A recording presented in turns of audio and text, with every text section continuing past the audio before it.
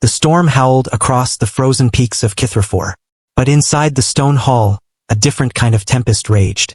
Dream, pack leader of the Voron clan, stood over the small form of his daughter, watching her chest rise and fall in shallow, labored breaths. Her silver fur, once thick and lustrous, had dulled to ash. Her amber eyes flickered open, holding no recognition. "The fever burns hotter than we anticipated," whispered Saran, the clan's elder healer, ears flattened against her skull. "I've tried every remedy in our archives. The rot in her blood defies understanding." Torin's claws scraped against the stone floor. For 3 cycles he had watched his only cub fade. The Voron were warriors, conquerors of 17 systems, feared across the outer rim. Yet all his strength, all his power, meant nothing against the invisible enemy consuming his child from within. "There must be something," he growled, his voice breaking. "There is someone," Saran hesitated. "A human on the trade station. They say she practices medicine, though not the kind we know." A human? Dream's lip curled. Humans were the newest species to join the galactic community, fragile, short-lived creatures who had barely escaped their own star system before making contact. What could they possibly know that the ancient Voron did not? But as he looked at his daughter's trembling form, pride became meaningless. "Bring her."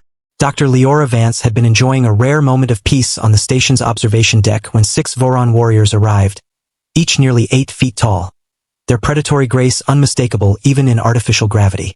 The lead warrior, scarred, gray-furred with molten gold eyes, approached her directly. "You are the human healer," he stated, not asked.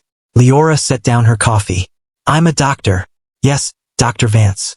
How can I help?" "My daughter is dying. You will come." It wasn't a request. Leora, having dealt with enough alien cultures, recognized desperation beneath the command. "Tell me her symptoms." The pack hall was unlike any medical facility Leora had encountered. No sterile lights, no monitoring equipment. Just stone, fire, and the scent of unfamiliar herbs. Yet when she saw the patient, her training kicked in. The cub couldn't have been more than 7 or 8 in human years. Septic shock, rapid breathing, altered consciousness, classic signs. "How long has she been like this?" Leora asked, kneeling beside the makeshift bed. 3 cycles, Dream replied, standing behind her like a mountain of barely contained fury. "Our healers say there is poison in her blood that kills our medicines." Leora pulled out her scanner, a device primitive compared to Voron technology but specialized in human medicine. "May I?" Dream's nod was barely perceptible. The readings confirmed her suspicions. An aggressive, treatment-resistant bacterial infection. The Voron remedies, sophisticated anti-inflammatories and targeted genetic therapies, had missed the fundamental problem. "It's not poison," Leora said quietly.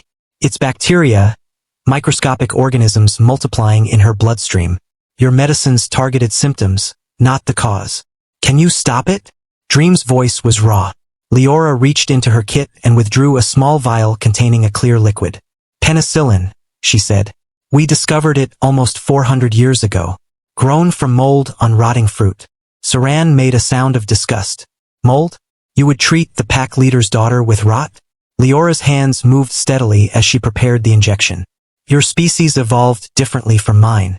Our immune systems are incredible, stronger, faster, more adaptive, but that means we never needed resistance to simple bacterial infections. Humans did. We were weak, so we had to get creative. For centuries, infections like this killed millions of us.